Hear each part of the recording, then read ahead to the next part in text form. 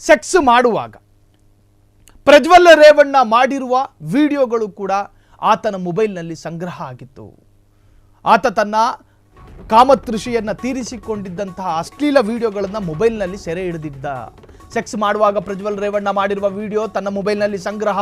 ಇದನ್ನು ಪ್ರಾಸಿಕ್ಯೂಷನ್ ಯಾವುದಕ್ಕೂ ಅನುಮಾನವಿಲ್ಲದಂತೆ ಸಾಬೀತುಪಡಿಸಿದೆ. ಪ್ರಾಸಿಕ್ಯೂಷನ್ ಸಾಕ್ಷಿ ಪ್ರಜ್ವಲ್ ಮಾಜಿ ಕಾರು ಚಾಲಕ ಕಾರ್ತಿಕ್ ತಮ್ಮ ವಿವೋ ಮೊಬೈಲ್ಗೆ ಅನಂತರ ಸ್ಯಾಮ್ಸಂಗ್ ಗ್ಯಾಲಕ್ಸಿ J4ಗೆ ವರ್ಗಾವಣೆ ಮಾಡ್ಕೊಂಡಿದ್ದ. ಇದು ಸಹ ತನಿಖೆಯಲ್ಲಿ ದೃಢಪಟ್ಟಿದೆ. ಪ್ರಜ್ವಲ್ಗೆ ಜೀವಾವಧಿ ಶಿಕ್ಷೆ ವಿಧಿಸಿದ ತೀರ್ಪಿನ ಪ್ರಮುಖ ಅಂಶ.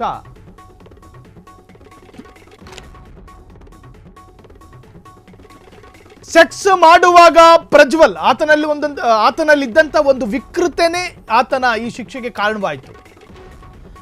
ಆತನ ಕಾಮತೃಷೆಯನ್ನು ತೀರಿಸಿಕೊಳ್ಳುವ ಆ ವಸ್ತು ಏನು ದೃಶ್ಯವನ್ನ ಆತ ಮೊಬೈಲ್ನಲ್ಲಿ ಸೆರೆ ಮಾಡ್ಕೊಂಡಿದ್ದ. ಬರೀ ವಿಡಿಯೋ ಮಾಡ್ಕೊಳ್ಳೋದು, ಮುಖ ತೋರಿಸಲ್ಲ. ಎದುರಾಳಿ ಲಿಂಗದ ವಿಡಿಯೋಗಳನ್ನು ಚಿತ್ರೀಕರಣ ಮಾಡ್ತಾನೆ. ಈತನಾಡುವ ವಿಕೃತ ಆಟಗಳನ್ನೆಲ್ಲವೂ ಕೂಡ ಮೊಬೈಲ್ನಲ್ಲಿ ವಿಡಿಯೋ ರೆಕಾರ್ಡ್ ಮಾಡ್ಕೊಂಡಿದ್ದ. ಇನ್ನು ಆತನ ಕಾರು ಚಾಲಕ ಅಷ್ಟೊತ್ತಿಗದಾಗಲೇ ಆತ ಈತನ ಜೊತೆ ಕೆಲಸ ಬಿಟ್ಟು ಹೋಗಿದ್ದ. ಅದಕ್ಕೂ ಕೂಡ ಬೇರೆ ಬೇರೆ ಕಾರಣಗಳಿದ್ದಾವೆ ಅಂತ ಹೇಳಲಾಗುತ್ತೆ. ಸೊ ಆ ಕಾರಣಗಳು ಅಧಿಕೃತ ಪ್ರಕರಣಗಳಲ್ಲಿ ದಾಖಲಾಗದೇ ಇರೋದ್ರಿಂದಾಗಿ ಅದನ್ನು ಹೇಳೋದಕ್ಕೆ ಹೋಗಲ್ಲ. ಸೊ ಕಾರ್ತಿಕ್ ಕೂಡ ಸಾಕಷ್ಟು ಆರೋಪಗಳನ್ನು ಮಾಡ್ತಾನೆ. ಹೆಂಗೋ ಒಂದು ದಿನ ಕಾರಲ್ಲಿ ಕೂತ್ಕೊಂಡಿದ್ದಂತಹ ಸಂದರ್ಭದಲ್ಲಿ ಪ್ರಜ್ವಲ್ ರೇವಣ್ಣ ಹೊರಗೋಗ್ತಾನೆ. ಹೊರಗೋದಾಗ ಆ ಅವಕಾಶವನ್ನು ಕಾದಿದ್ದಂತಹ ಕಾರ್ತಿಕ್ ಆತನ ಮೊಬೈಲ್ನಲ್ಲಿದ್ದಂತಹ ಅಷ್ಟು ವಿಡಿಯೋಗಳನ್ನು ರಾ ಫುಟೇಜ್ಗಳನ್ನು ಸೀದಾ ಪೆನ್ ಡ್ರೈವ್ ಮುಖಾಂತರವಾಗಿ ತನ್ನ ಮೊಬೈಲ್ಗೆ ವರ್ಗಾವಣೆ ಮಾಡಿಕೊಳ್ತಾನೆ.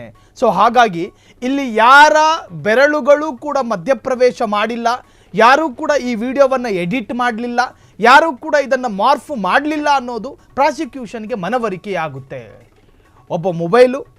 ಒಬ್ಬನ ಮೊಬೈಲ್ನಿಂದ ಇನ್ನೊಬ್ಬನ ಮೊಬೈಲ್ಗೆ ಬ್ಲೂಟೂತ್ ಮುಖಾಂತರವಾಗಿ ವರ್ಗಾವಣೆ ಆಗುತ್ತಲ್ಲ, ಸೊ ಅದೇ ತರಹದ ಪ್ರಕ್ರಿಯೆ ಪೆನ್ ಡ್ರೈವ್ ಮುಖಾಂತರವಾಗಿ ವರ್ಗಾವಣೆ ಮಾಡಿದ್ದಾನೆ.